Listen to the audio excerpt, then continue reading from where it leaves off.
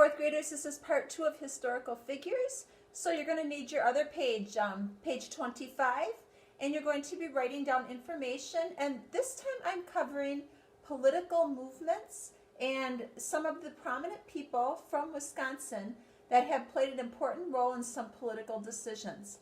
We're going to start with the 19th Amendment. On the top of page 25, I would like for you to write the information about the 19th Amendment. The 19th Amendment was made a law, amended the Constitution in 1919, and this amendment gave women the right to vote. Prior to 1919, women did not have the right to vote. They couldn't vote for the president, they couldn't vote for local leaders, they couldn't vote in a local election. They just had absolutely no rights for voting. And this was called a suffrage movement. And suffrage means it's the suffragettes were women who fought for the right for women to vote. So and Wisconsin played a key role in the 19th Amendment. First of all, it was the first state to ratify the 19th Amendment. All the states ended up ratifying the 19th Amendment eventually, but Wisconsin was the first one. It said, I agree with this, and they ratified it. So Wisconsin women played a big role in making sure that the 19th Amendment actually came to fruition, that it actually happened. And there were two key figures from Wisconsin that played a role as suffragettes, they're called, as women who were fighting for the right to vote. These two women were Ada James and Theodora Yeomans, and they were both from Wisconsin. Ada James was from Richland Center, and Theodora was from Racine. So they were both down from the southern part of the state. And they formed different leagues that they were called the women's leagues, that they were meeting places, and they would meet with politicians at the time, which would have been men, because we didn't have female politicians. If you didn't have the right to vote, you weren't a politician either. So there weren't female politicians. But they met with men to persuade. We're writing a persuasion paper, aren't we, right now? They tried to persuade them to understand that women should have the right to vote. I have a couple pictures of these two women. So on your paper at the top, you should write 1919 was the 19th Amendment. It was the right for women to vote, so that's what the amendment did. And Wisconsin was the first state to ratify the amendment.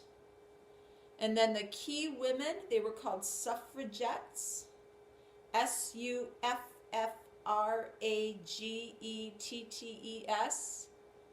Those women were Ada James, and she was from Richland Center.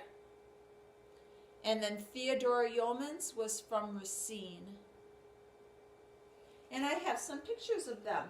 They are old pictures because these ladies both were in the late 1800s, early 1900s is when they would have had these pictures taken.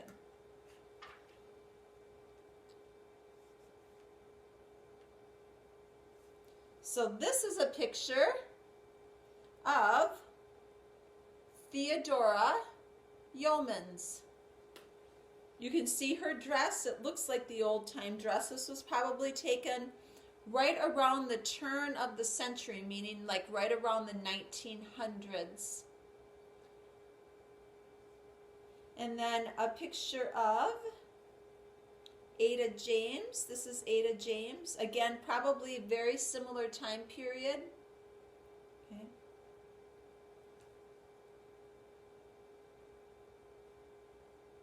So they were important people to the work of Wisconsin. They definitely contributed to the 19th Amendment. Okay, now I have a picture of another man. This person right here, his name is Paul Ryan. And Paul Ryan, back in the year 2012, so you actually would have been born, you would have been just little kids, he made a presidential run with this man right here. His name is Mitt Romney. So Mitt Romney and Paul Ryan were the presidential ticket for the Republican Party in 2012. They ended up losing. He did not end up winning. They lost to Barack Obama, and so Barack Obama became the president. And but he played a huge role. Just a man from Wisconsin almost was this close, okay? Was this close to becoming the vice president of the United States. So let's look a little bit about Paul Ryan. Paul Ryan is still living. He has not passed away. He is still living. And I don't believe he lives in Wisconsin anymore. He always lived in Wisconsin because he was a U.S. representative for Wisconsin. But now I believe he has moved out. He got a different job, and he lives on the East Coast, possibly in Washington, D.C. But here is a little bit about Paul Ryan.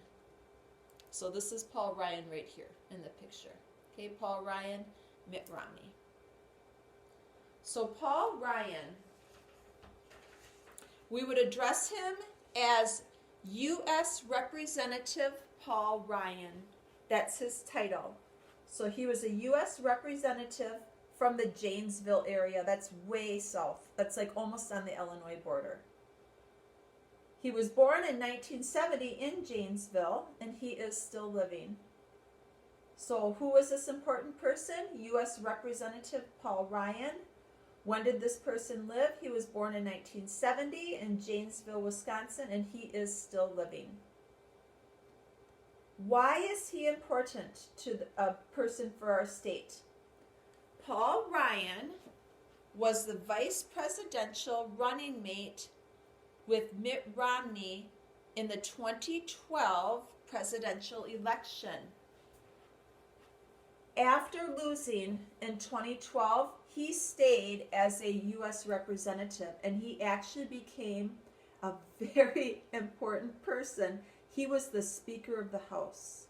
He was the head of the House of Representatives. He was third in line. So in our government, if something were to happen to our president, the vice president takes over. That's happened in our country. Abraham Lincoln, when he was assassinated, Johnson became our president. When Kennedy was assassinated, Lyndon B. Johnson became the president. And I'm not very good on my other presidentials, but we've had a couple other presidents not assassinated, but they died of natural causes, where their vice president then becomes president. If something were to happen to both the president and the vice president, the Speaker of the House becomes the President of the United States. So Paul Ryan had a very important role. When he was Speaker of the House, he was literally 2 people away from being the president. That's the amount of power that he had. He was the 52nd Speaker of the House, meaning that there were 51 other Speakers of the House, way back to when George Washington was president and they had a Speaker of the House. Paul Ryan was the 52nd.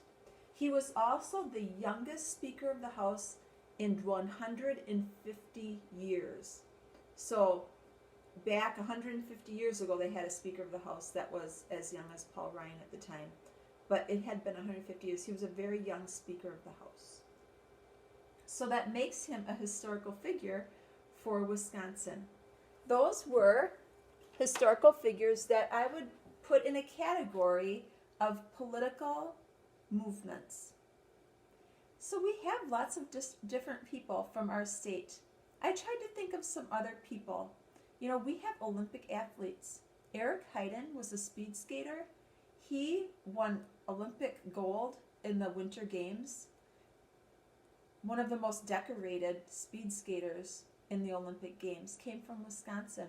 His sister also skated. She didn't get as many golds, but his sister was also a skater. We have the Ringling Brothers.